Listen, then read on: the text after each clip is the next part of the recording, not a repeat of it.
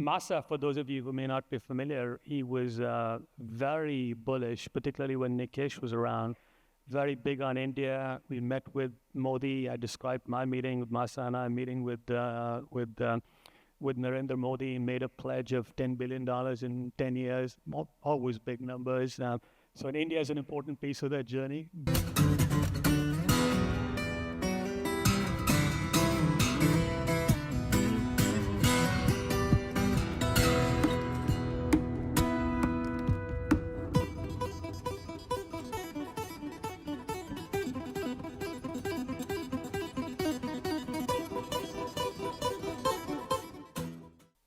Alok Sama has lived in the absolute belly, as I said, of this gargantuan planet-size transition, it's Industrial Revolution 4.0 or whatever name we give it. It's like planetary scale transformative technologies that are coming to us, married with Wall Street testosterone. It's a whole other world. When I was reading his book, The Money Trap, and the book is out there, it's a riveting Hollywood, Bollywood, Korean cinema rolled into one. It's just waiting to be turned into a film. His book is there, so go do, have it signed, buy the books after this. But when I was reading it, I was really reminded of Hyun Sang going to new societies, new cultures, new alien worlds, and bringing back stories of that to an absolutely bewildered and incredulous audience. And that's how I felt reading The Money Trap, because it's really an insider's view into a completely world on steroids. And at the same time, it's also like someone who was participating in that. So if he was not Genghis Khan, he was at least the general of Genghis Khan. So that's the kind of vibe the book has. It takes us into billion-dollar deals, into massive roller coaster rises, spectacular falls, Silicon Valley, Wall Street on speed, people just driven by vision, self-belief, a no-rules world, as we were talking earlier. So this really has been an evening of decoding two people, absolute mega mavericks, as our invitation said, Donald Trump on the one hand, and at the heart of this world that Alok talks about is a man called Masayoshi Son, who is the legendary investor and founder of SoftBank, which really drove the kind of technological evaluations that we have heard of, where $1 billion did not matter, and you had to have $100 billion to make a dent. So to understand that world, and as we sit, in a way, it really synapses with synapse, because like I said, we feel this is an alien world, but it is changing everything as we live and breathe. It changes us while we sleep, and we can't but engage with this, understand it, celebrate it, debate it. So ladies and gentlemen, to discuss this world, please welcome on stage Alok Sama.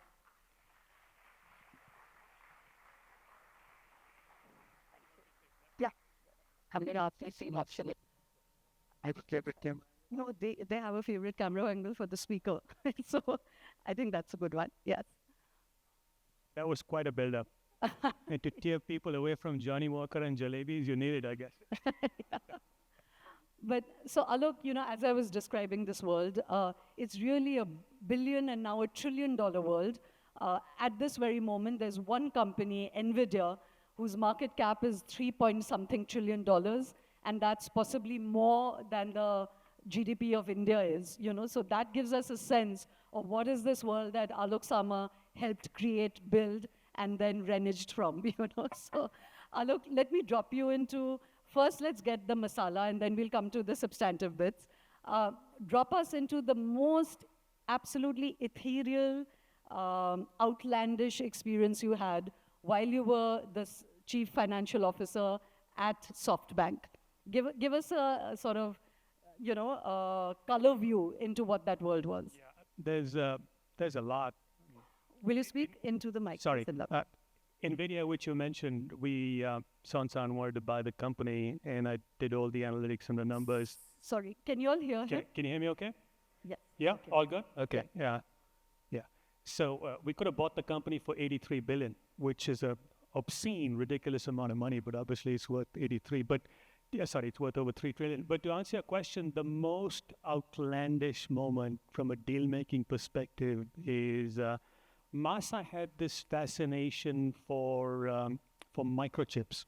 So I tell this story about when he was a teenager, he saw a picture on the cover of a magazine and it brought tears to his eyes. And for most people of his generation, which is sort of my generation, he's not that much older than me.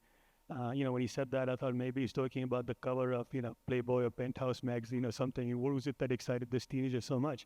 It was actually the Intel 880 chip.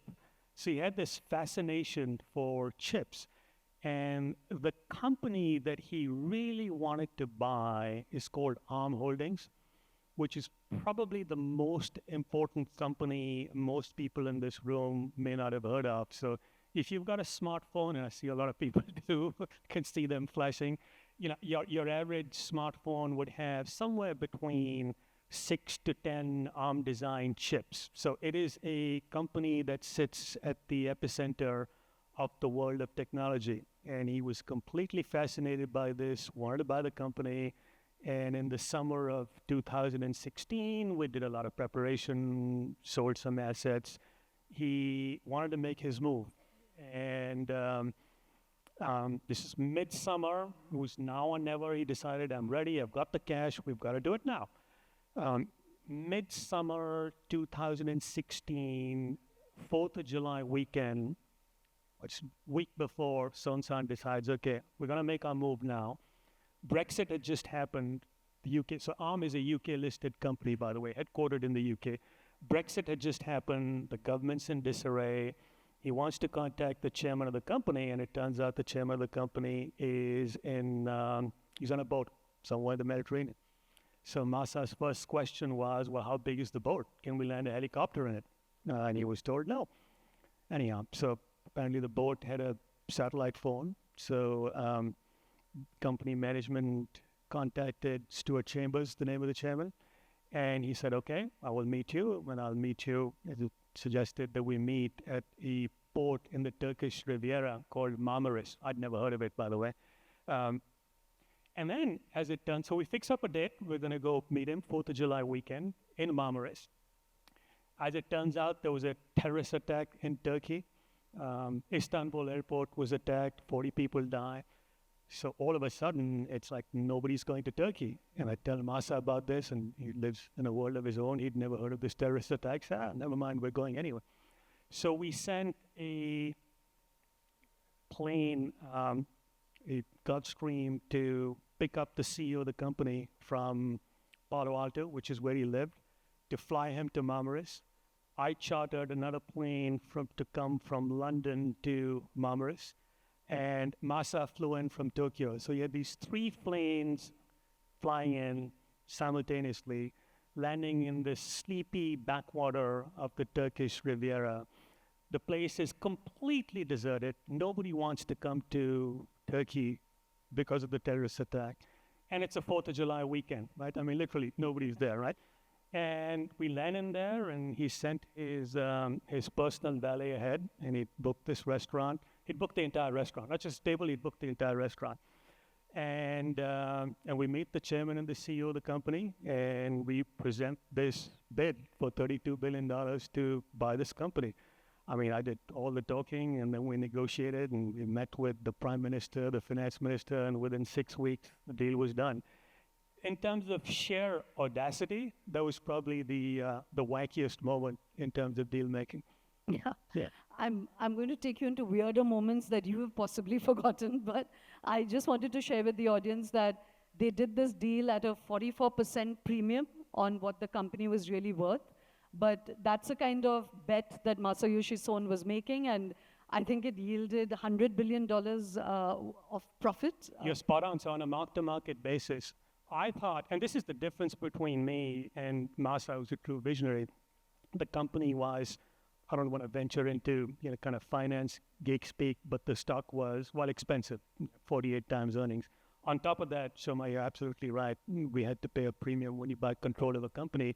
You have to pay above market. It's like, you love a house, but if the owner doesn't want to sell, you've got to, give him a pretty hefty price. So we paid a lot for the company, which seemed outrageous at the time, but his mark-to-market gain, you're absolutely right, is just over $100 billion as we sit here today, which is quite remarkable.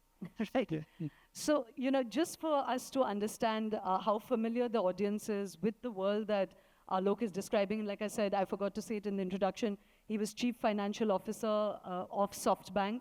And the big cherry on that cake was that they created a vision fund for $100 billion of investment, which really also drove the turbo tech charge of technology evaluations in India. Alok was kind of sidestepped from that, and that's a whole other story. But before we get into that, I just wanted to show of hands so that Alok can understand, just how much detail to go into, how to assume that you know some of the stuff. So how many of you would raise your hand? How many of you know of Masayoshi Son? Okay, so not that many. That's a good sobering thought for you, Alok. Yeah. So then we need to kind of talk a little bit about the company and him. So then let's start with him. Yep. When I was asking you about a color world, Alok has this very evocative line in his book where he said this was a world that was about talking cats and raining fish, and to be called normal was a cruel world. So that's the world we are describing. For me, I would have picked the Mark Zuckerberg talking about his year of challenges, or the president with whom you were doing a safari just before the arms deal. So do share some of those color anecdotes with the audience before we talk a little bit about Masayoshi. Yeah, so the Zuckerberg anecdote, and I just wanted to make the point that some of these people who, these names you hear about and at times idolize up close and personal, let's just say they're not normal people. And with Zuckerberg, dinner with him in Masa's private dining room. There was a very small group of people. And he starts, sort of a surreal moment, he starts talking about his annual challenges. So basically every year he sets himself a challenge. And when he started talking about that, I said, okay, I'd vaguely heard about things like, I'm going to wear a tie this year, or I'm going to learn Mandarin. Anyway, as it turns out, he tells the story about his challenge that particular year, which is, actually it was the previous year, that I'm not going to eat meat unless it's an animal I've killed myself. And then he starts to tell the story about how he was in a restaurant and he wanted to eat chicken, and he had to arrange for a chicken to be brought in, which he strangled with his bare hands. He shot a bison, and he had the meat pickled, which fed him for 6 months. And with the bison, he had the bison beheaded, had the head stuffed. And just as a joke, this is like, that Godfather scene when you chop off a horse's head and you put it next to the guy's bed. They put it in Sheryl Sandberg. Sheryl was his number 2 chief operating officer of Facebook. So this is like a childish, completely, kind of college frat prank. So the stuffed head of the bison was placed on the wall, mounted on the wall in her office. And she came in and found this. And it was just a bizarre story. It's like a really, really strange dude. Yeah. But the reason I asked you to tell it is that it kind of gives an insight into this world that's playing with $1 trillion, investments of billions of dollars, driven by a largely and almost entirely male club that's riding on testosterone. And just, again, to just give us sort of sense of the world you inhabited, that you've also on a safari, like I said, with an American president. No, I wasn't on a safari with him. We're talking about Teddy Roosevelt. He's long gone. So I read about him. It's an interesting story. So it is, for those of you who read the book, I do kind of go off on streams of consciousness. The Teddy Roosevelt thing is I'm on a safari. I'm talking about the Calvin. Yeah. Calvin Carter was my guide. But the American president, I'm talking about someone I'd read about. He wasn't with me on the safari. So this is Teddy Roosevelt, and by all counts, a great American president. And I was just, I read his book in preparation for going on the safari, and it turns out this gentleman with his big elephant gun, which he called his big stick, had shot 512 animals, including little black and white monkeys, just blew him away. And I kind of threw that in. It's a bit of a stream of consciousness thing, is this, kind of an outrageous display of so-called masculinity, which is just very American. but that was just an amusing. And then I kind of go off on a tangent talking about, does every moon have a dark side, which is a theme I try and unpack Right. throughout the book. So, Alok, you came from a middle-class professional background, and you enter into this world, of course, through Wall Street and through, Morgan Stanley and etc. But when you signed up at SoftBank, were you at all sort of expecting the world that you got thrown into? And you have this very ironic take in the book right through. You're watching yourself, an actor in this game, but you're also sort of evaluating some of the absurdity of what goes on. So yeah, it is. So just to for those of you, some of you in the audience know me, my background is, I'm from Delhi. First 21 years of my life, I barely traveled outside Delhi. My father was, in very early days, he was a lecturer and then an assistant professor at the All India Institute of Medical Sciences. So, and he was, as you said, later on, he had his own practice and his own nursing home, but, came from very, very modest middle-class roots. And so for me to go off on this journey is...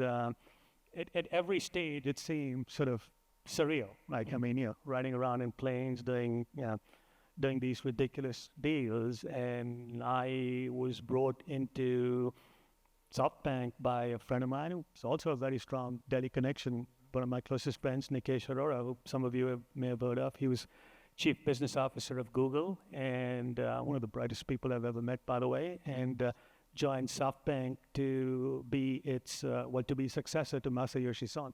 And Nikesh was not only a friend, I dealt with him professionally as a banker in his former incarnation when he was at T-Mobile and then at Google, and he brought me in. So that's how I entered this world. And but for me, candidly, from age 21 onwards, with a little bit of sort of being in Wonderland, just being thrown into one wacky situation after another. So you're right to pick up on this. There's a certain, throughout the book, there's this sense of the absurd in terms of the people I meet and the things I encountered, and it turns backward. There's a very strong dose of India through the book. Come here, and Masa, for those of you who may not be familiar, he was very bullish, particularly when Nikesh was around. Very big on India. We met with Modi. I described my meeting with Masa and I meeting with Narendra Modi, made a pledge of $10 billion in 10 years. Always big numbers. So India is an important piece of that journey. But again, even with the India journey, there was all kinds of weird things that went down.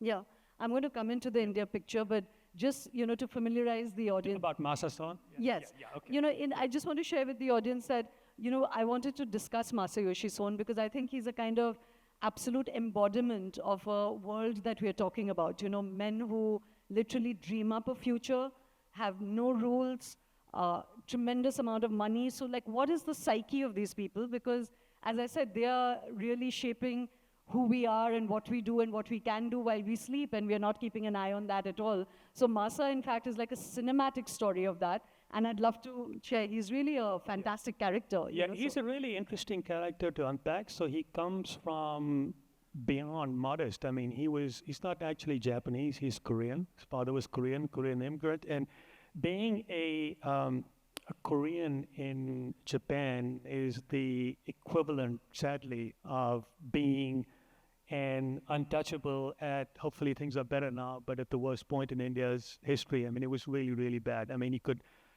He couldn't, his father that is, couldn't hold a regular job. You had to go and register. It was a little bit like, for those of you familiar with the Jim Crow rules of the American South in terms of how African Americans were treated, it was literally like that. So he came from that background and was fascinated by the world of technology, obsessed with the world of technology. And what sets him apart is, we use this term visionary quite loosely, but he was, for me, a true visionary, a futurist, right? And I'll give you examples of that. He has this uncanny knack of looking around corners and identifying correctly technology megatrends. So the origins of SoftBank were he foresaw the PC revolution, personal computers, and set up this company first in Japan as a distributor of Microsoft software. So that's how he made his mark. That's how he set up this company. SoftBank, people assume, is a bank. It's not a bank. The origin of the name is a bank for software. So that's how SoftBank came about. Then his next big bet, visionary bet, was around the internet. And that was in the mid-90s, 1996, he made a investment, $100 million investment in a company called Yahoo. And for those of you who are old enough to remember, kind of those days, early days of the internet, Yahoo was it was the portal to the internet, right? So that turned out to be a phenomenally successful bet. And at the height of the internet bubble, Son was the richest man in the world. He's richer than Bill Gates, and he owned 7 to 8% of all internet stocks.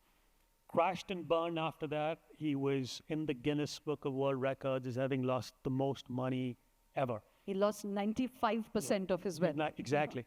And that record stood until 2020. When? To Elon Musk beat him. Actually, 2023, Elon Musk beat him. Elon recovered very quickly. So right? he lost like $95 billion or No, it was, I think the number was $67 billion, billion. which is what he lost. Yeah, but we're talking 2000, you know. When He told a story, by the way, I relate this in the book. He told the story to an audience of 2,000 people in Delhi at a Hindustan Times summit. And among other people, Amitabh Bachchan was in the audience, and I described, but for me, he was my idol. So I described meeting, when Masa relayed this story, Amitabh Bachchan, I introduced the big B to Masa Son, and I still remember Amitabh's words to him, and he said, "You are the real star, Mr. Son," after he told that story. But anyhow, coming back to the Masa Son story, so he made a huge comeback, and his comeback was based on yet another visionary bet. He bought this really messed up Japanese company, Vodafone Japan, and this company was bleeding cash, and it was such a terrible business. Vodafone, the parent company, actually lent him, let's think about how absurd this is, they lent him $6 billion to buy the company from him, and the rest he borrowed. With very little of his own money, he bought this company, and it was all based on a handshake from Steve Jobs, who he knew.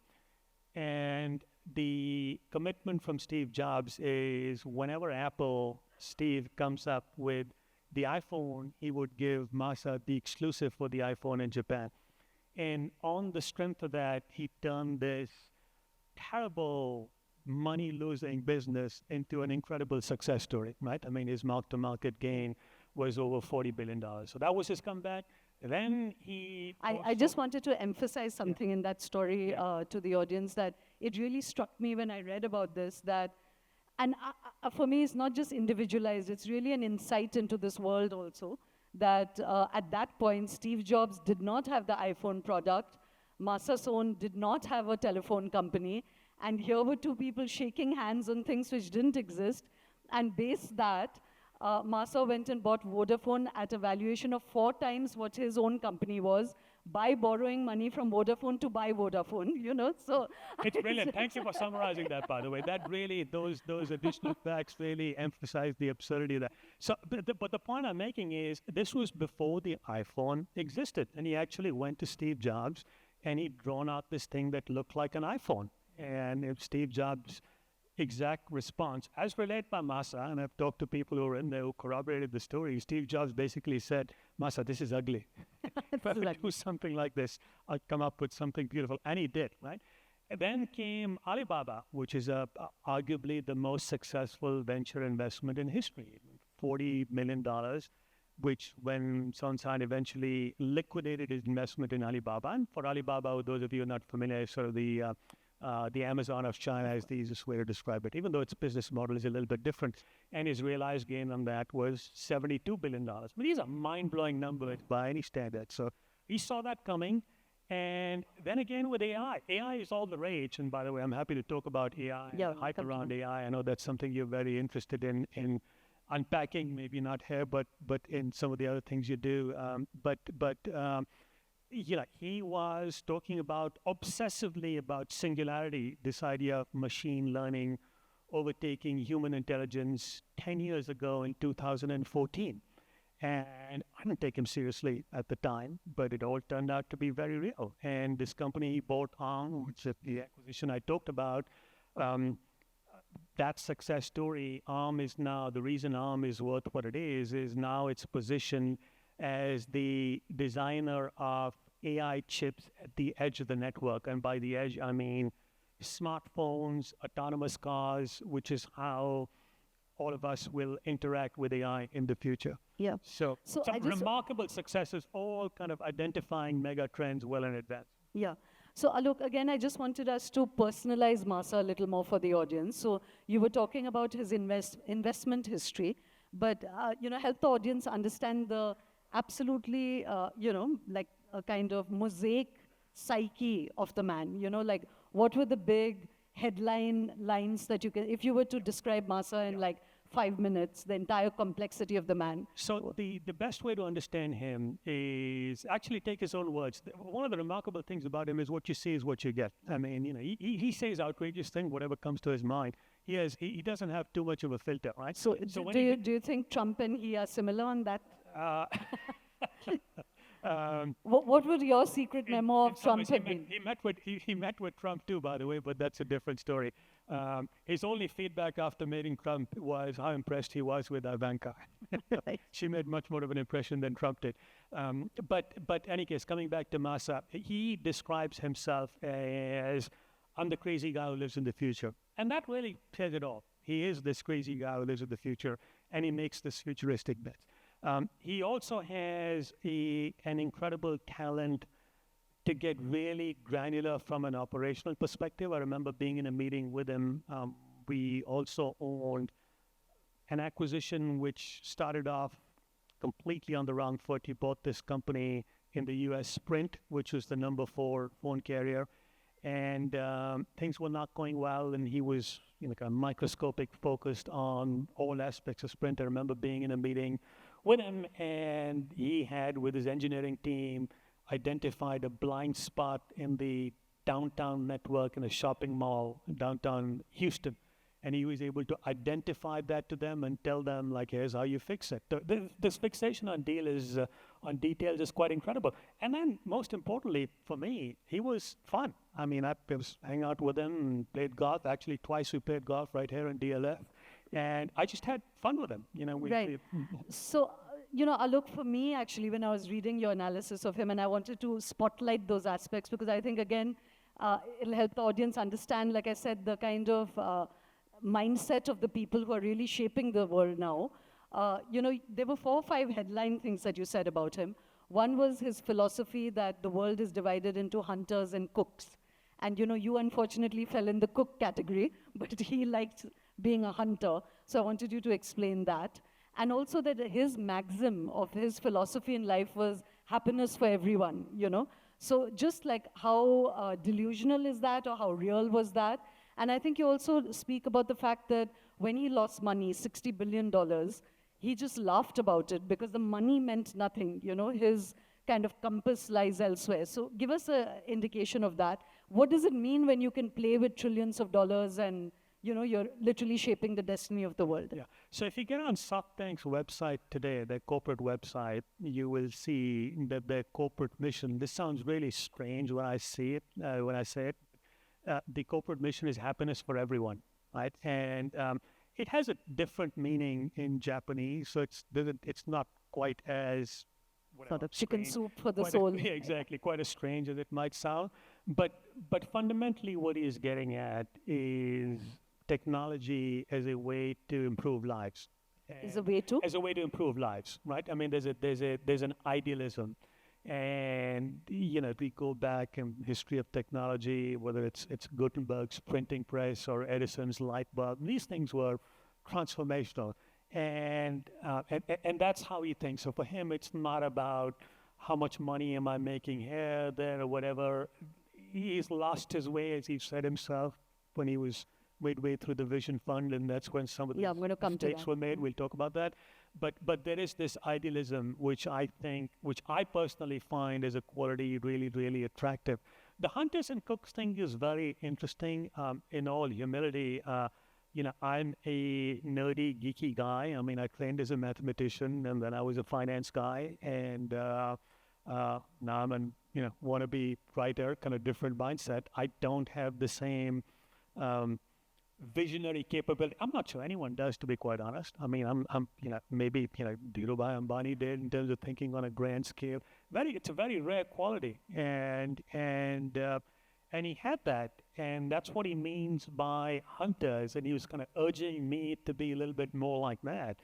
And we had some fun discussions around this. And my main point to him was, Johnson, I mean, if I became a hunter, I mean, who's going to hold you in check, right? And but kind of towards when he was so caught up in the vision fund, there was a real sense that people like me were holding him back, right? And there was a side of me that says, like, who am I to tell him what to do? Because I wouldn't have told him to make the Alibaba investment or perhaps even do the ARM deal, which I executed, but I wouldn't have the courage to make that bold of a bet. And he was right, of course. Yeah. So I could have, perhaps if he'd listened to me, maybe some of the mistakes, WeWork, etc. Not just me, other people told him too, that the WeWork, for example, was not a great idea.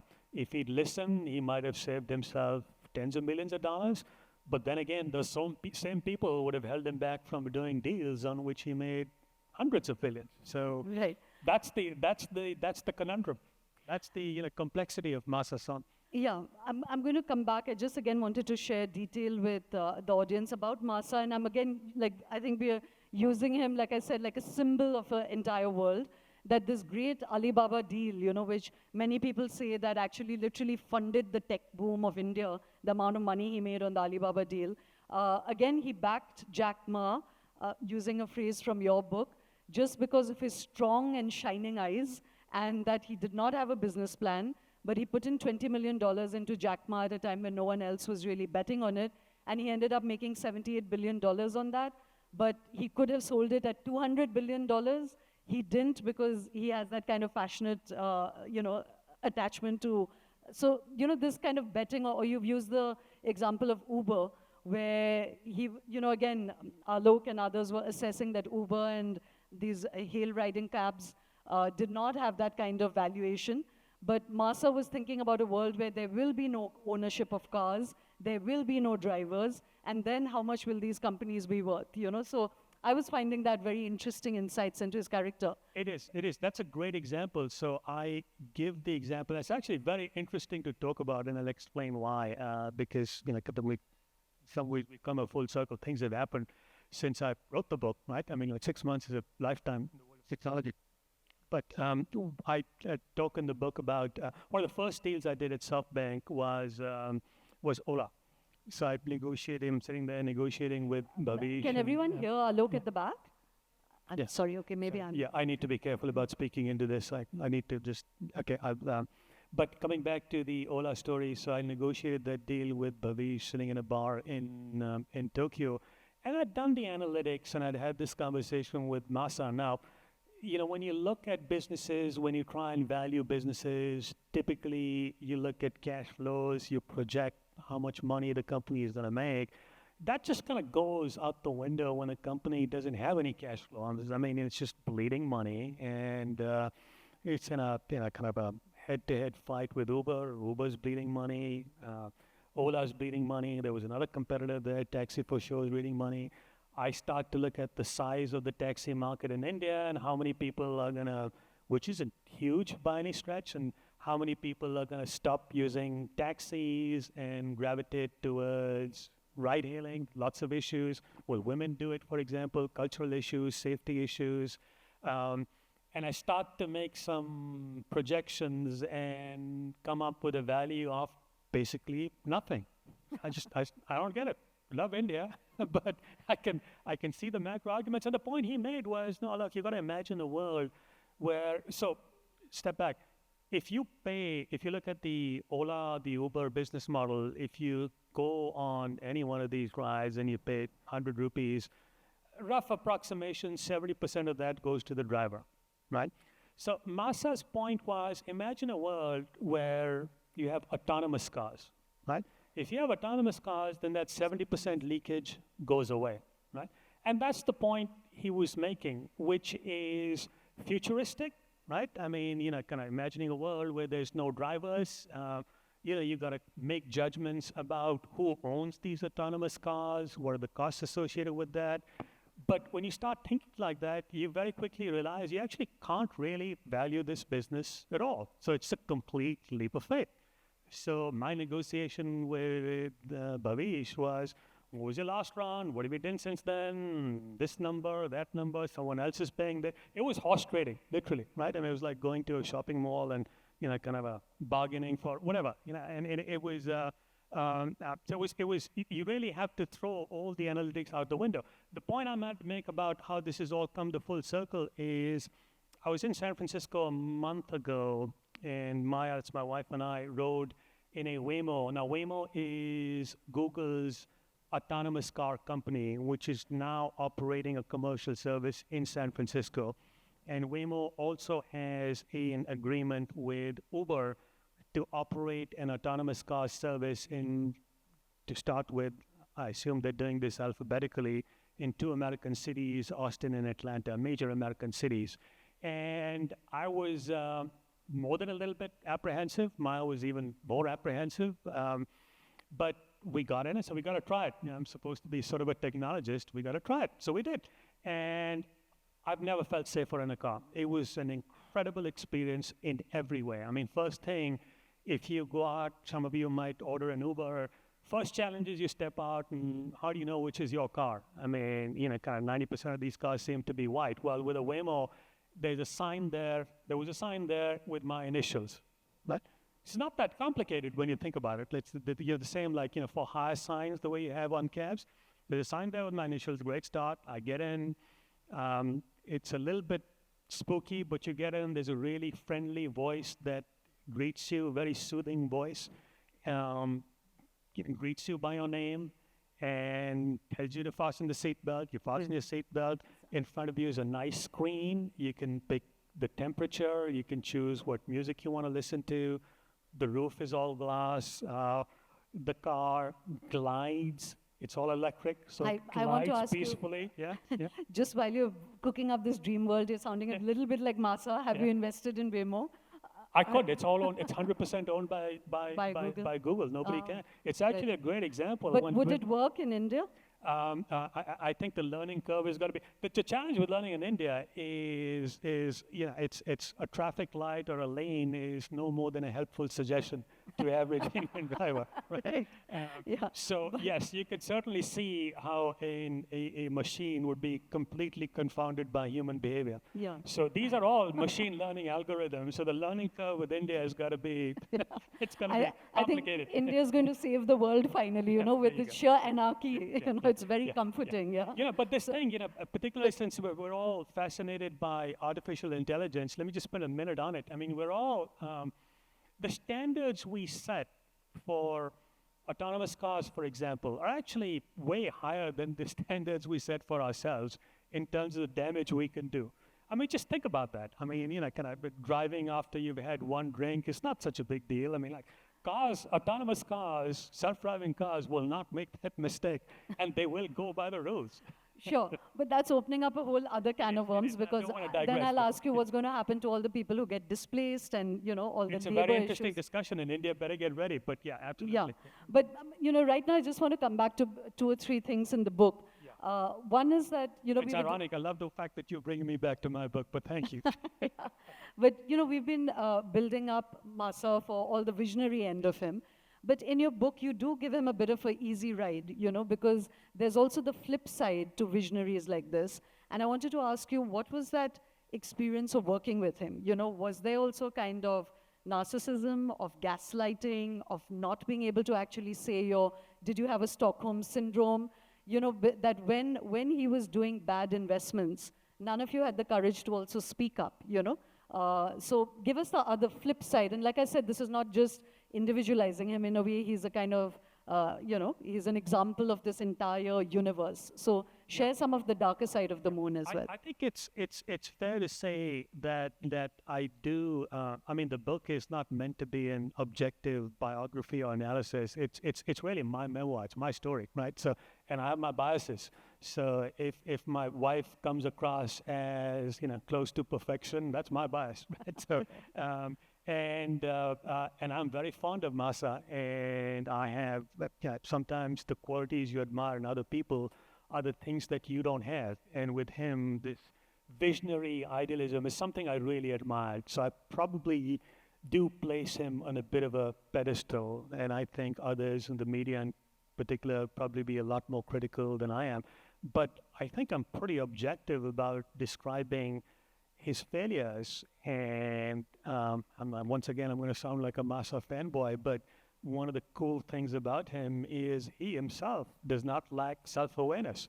So he screwed up a lot, and then he basically came out and said exact words, which is sort of being documented in the media, is, I'm ashamed of myself for being elated by the successes of the past. Exact words. The Greeks would call that hubris, sin of pride.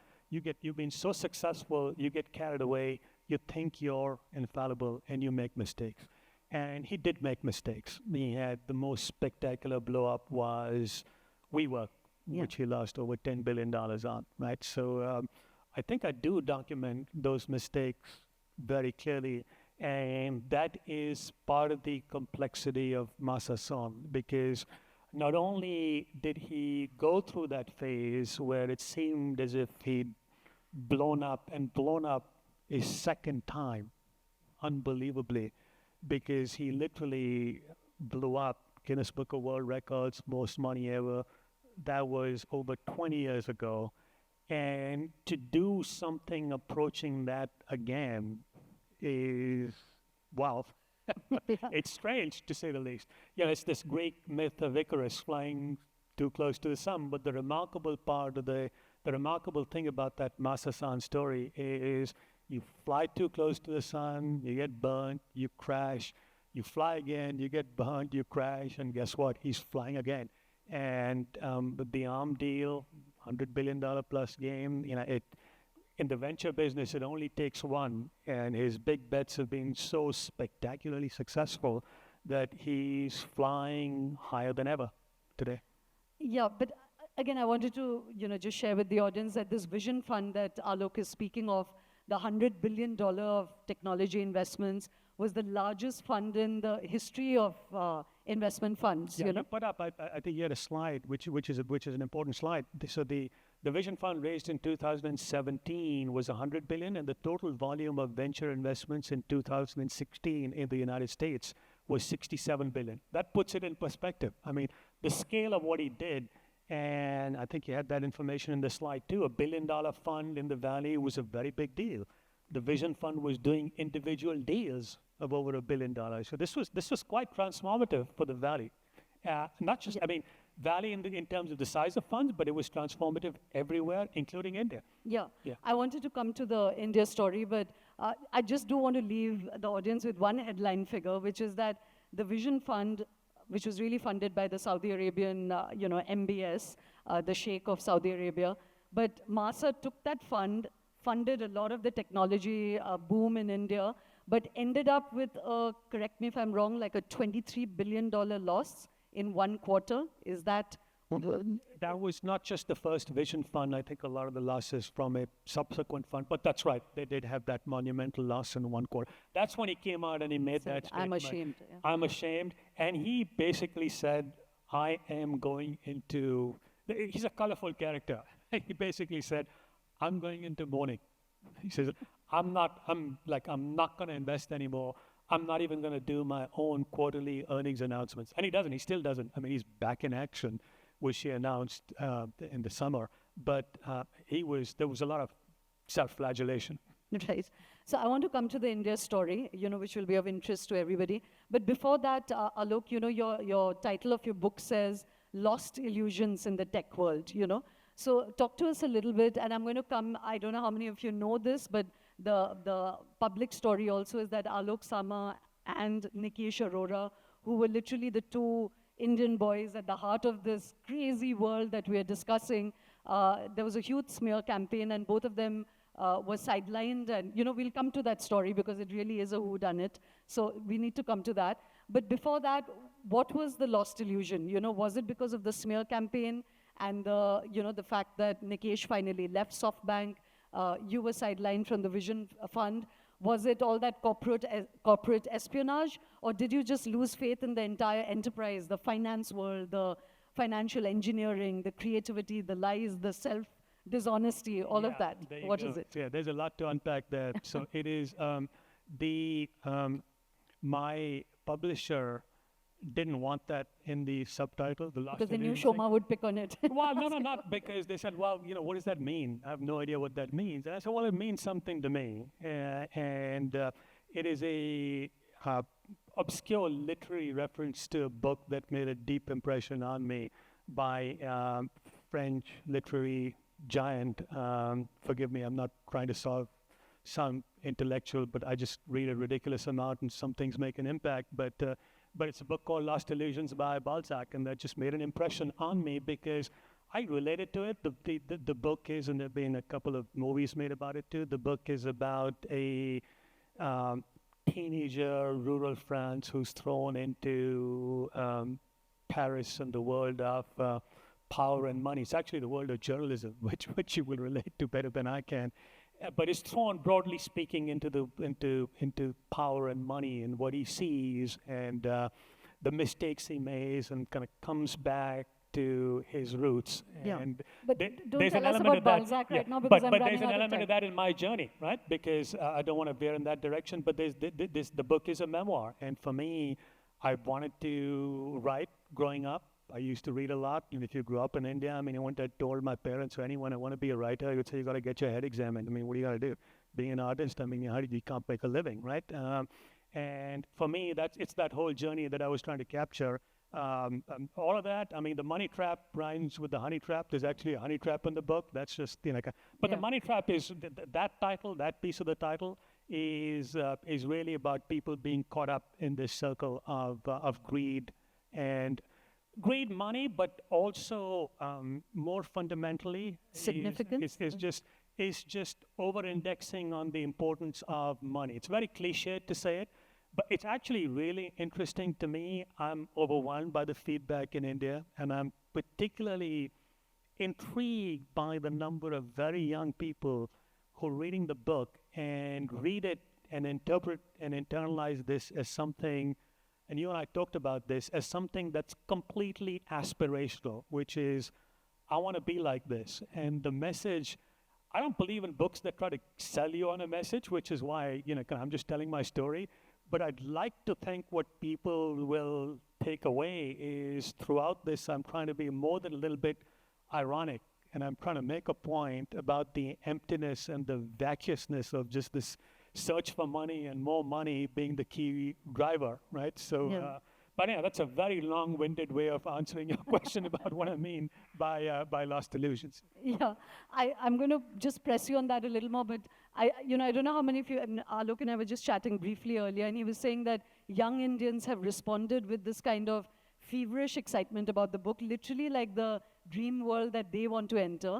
And the flip side of it, which you didn't share just now, was that young American audiences, on the other hand, have moved more left, so it's like India, coming from a socialist past, literally wants to live this high capitalist world, and those who've seen the extremes of capitalism are kind of moving left of center, and the young over there feel that this is just the worst kind of world to live in, so it's a really, really interesting observation. Learning for me, literally over the last few weeks, is I was at NYU in a graduate program for 2 years, and I was in there with a bunch of millennials, 20-somethings, and they're not just left-wing, they're outright communists, right? I felt like, being at St. Stephen's College, hanging out with all those Bihari communists who want to, kind of have their own views on the world. But yeah, that's absolutely right. In India, I find it refreshing. The desire for upward mobility and, don't lose that, please. And that's my engagement with people. And I'm actually more than a little bit intimidating. I'm doing a podcast in Hindi. People have said, like, young people want to engage with you. It'll be a fun experience. But that's part of the message I want to try and deliver. So, Alok, we've been talking about the high points of Masa. There are two very big parts we need to talk about before, and we're running out of time. One is the India story.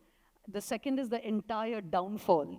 It's this absolute litany of bad investment after bad investment after bad investment. So I want you to share with the audience what happens when you have that access to that level of money, that level of power. You're with Hollywood, you're with Tiger Woods, you're with presidents and prime ministers, you're flying into boats, and what happens to the psyche? And talk to us a little bit about Masa and a little about yourself, that when you were at the absolute peak, did you also have hubris, and did Masa have hubris? What led to that crazy downfall? I think we've talked about this. I think he, in pretty much exact words, what he described, which is, ashamed of myself being elated by the success, that's hubris, right? I don't think I had hubris because I was in there. I mean, I fell into this world. This is not a job I applied for or sought. It was relatively late in life. So I was for me, breaking away was incredibly easy. So it's very straightforward. We can talk about India if you want. Yes, let's then go to India. I was going to see if you were going to delve deeper into, that lost illusion cells. But I mean, the one thing, it's straightforward. The venture game, you make 10 investments. You hope that one's going to be a home run, and 4 or 5 are going to be outright duds, and a few are going to be middling successes. Right? But Alok, you're the big ones, right? You're speaking of that, in terms of investments, but I don't think we'll have time for that. But I did want to talk about the financial engineering, the kind of self-serving fantasies that are built around the companies, and then the slash and burn that happens, like the world. This is true. The dislocation, the misallocation of resources, and when you spend too much money, and then you've got to unravel, and people lose jobs, and I'm absolutely. And that is, in a sense, that's capitalism on steroids. It really is. Sorry, that is? That's capitalism on steroids. And I think that's the point you're trying to make, which is when you have funds of that scale and they're levered up and you have even more firepower, and you make these huge investments, and when people have too much money, they typically, whether it's an individual or a company, you go out and you spend it, and you make suboptimal bets, and then it's all got to unravel. Right. You swing to extremes one way, swing to extremes the other way. So let's talk about the India story, and then we'll come to the, the Bollywood plot that really brewed at the heart of this. The honey trap, the money trap, and what finally ousted both of you and blackened your names for a while. But come to the India story. Talk about Masa's interventions in India. Maybe pick 3 stories that tell different aspects of how SoftBank Vision Fund changed the technology scene in India. Yeah, it's very difficult to separate the Vision Fund from what SoftBank is doing, but among the most significant investments, clearly Ola was a big bet. I think in Bhavish, Masa saw a real hard-charging guy who could stand up to American bad boys like Travis Kalanick. And that's been not a spectacular success story so far, but it's certainly been a success story. Ola Electric came later, another deal I helped negotiate. That's worked out fine. The one individual and company that Masa was, I think enamored is the right word, was Oyo. Company was Oyo. And in Ritesh Agarwal, who I met when Ritesh was actually the first deal Nikesh did, sitting right out here in his apartment in Gurgaon, and I was just blown away by how mature this guy was. And then later, Masa, he made this comment to me that Ritesh reminds Masa of himself when he was Ritesh's age, in his 20s, and he backed Ritesh up to the hilt. And that actually is an example, what we just discussed, of giving a company too much money. And because of having unlimited access to capital, Ritesh deviated from a platform model to a capital-intensive model, went on international expansion, and some of those things didn't go out so well. Paytm was another investment. I think Masa followed Jack Ma's lead. Alipay was an investor, and I think probably invested close to peak hype at a very aggressive valuation. And that journey, Vijay's journey in terms of transforming, you can't really make money on a payments business, and transforming that into a full service financial services business is, it's been challenging, and we'll see how it evolves. So those are some of the more prominent story. The other interesting story, which he sold to Adani, was the solar power business. And Sorry? the solar power business. Not many people appreciate this, but SoftBank at one point was the biggest generator of solar power in India, biggest generator of solar power globally. So that's the other story that's kind of been downplayed a little bit, but at least in my meetings with Masa, and we met with Modi, that was like front and center. Yeah. I mean, we're going to run out of time, so buy the book. You'll get more of these stories in terms of, like I said, how did India's, the startups, the unicorns start getting billion-dollar, valuations when there's no business plan, there's nothing. Here was the kind of force that was driving it. But like I said, we don't have time to go. Just quickly, take the audience through the story of, in a way, your personal downfall. What was that whole set of circumstances very quickly, and what was your sort of response to it? Who do you think did it? The last question I'm not going to answer, but you know that. I think, by the way, to characterize it as a downfall for me or Nikesh is, I think, a gross mischaracterization. I think Nikesh's departure, the smear campaign was a distraction. It's not something.